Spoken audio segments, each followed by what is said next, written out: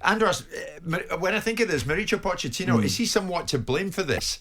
Because, but I mean I mean that in a nice way. I mean, I'm a huge fan of his. The way he did the job, he raised expectations so high while he was there. He gave him that champagne taste because of what he did for the football club. I remember the season before he came, we were the laughing stock. We lost.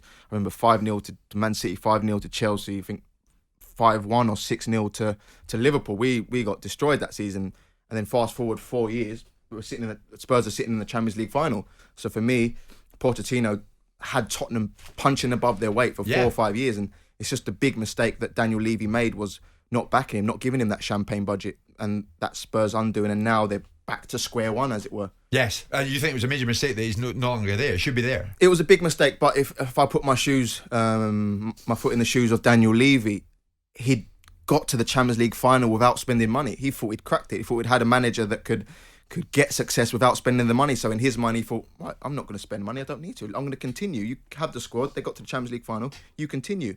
And it's turned out not to be the case. It's turned out to have fallen flat on his face, and now Spurs are back to square one. See, I'm fully with Andros on that, Simon. And yet, you would be. You run with the hair and hunt with the house. Thank you, but ignore that, Andros. But having said that, you still think Pochettino, for reasons best known to yourself, is a bridesmaid and should be regarded just as a bridesmaid. Well, of course he does. Of course he is, because ultimately, listen to Andros. How do you rock into the French league and having won it every year for the last 5 or 6 years and then lose it to Lille?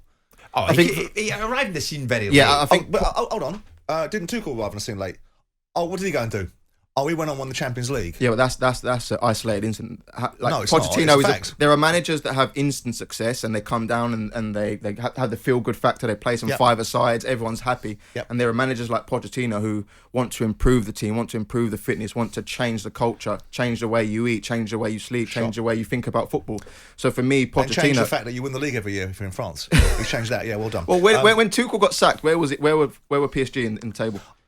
No, didn't they were third. They were third. Okay, so he moved them up to second. Yeah, he moved them up to second. Yeah. Okay, that's fine. Yeah. But the fact of the matter is previously, the season isn't. The season finishes at the end of the season. It doesn't finish in the middle of the season, right? I don't think Man City were top of the league in December, were they? No. Boom, microphone dropped. So by definition, we're in a situation where Tuchel's come in. If you look at Pochettino, don't get me wrong, very good manager. My argument is to be an outstanding manager, elite manager, you win things. Yeah, and currently, he will win things. He hasn't won anything. He had an opportunity with no disrespect intended to Leicester City. He had an opportunity in 2015, 2016 when the big six were asleep at the wheel, right? And Tottenham had an opportunity and they didn't. I agree with your point, but I disagree in the fact that Leicester also beat Liverpool. They finished above United. They finished above Chelsea. They finished above Man City. So why is it only Spurs' missed opportunity? It just shows how good Leicester were that year. We're talking about Spurs operating in a time when we know as a matter of fact, and we can bark at the moon as much as we want, Tottenham are not going to spend what Man City spent. Yeah. They're probably not going to spend what Liverpool or Manchester United spent, right?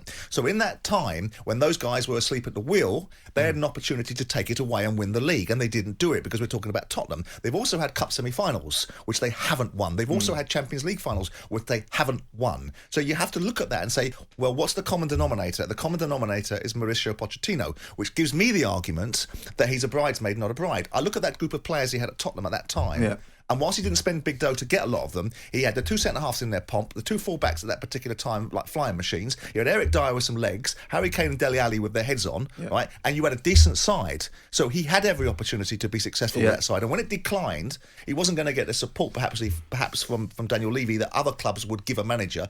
But here's the thing. PSG is a Fabergé egg of a football club that does things in a certain way. But big football clubs don't really want Pochettino to manage them. Come on, Andros. I'm going to wait to finish. Right, so you finish. So those players you mentioned, what was Harry Kane doing before Pochettino joined Spurs? What was Eric Dyer doing? Trade. Exactly. What was Eric Dyer doing? What was Dele Alli doing? What was Danny Rose doing? These players...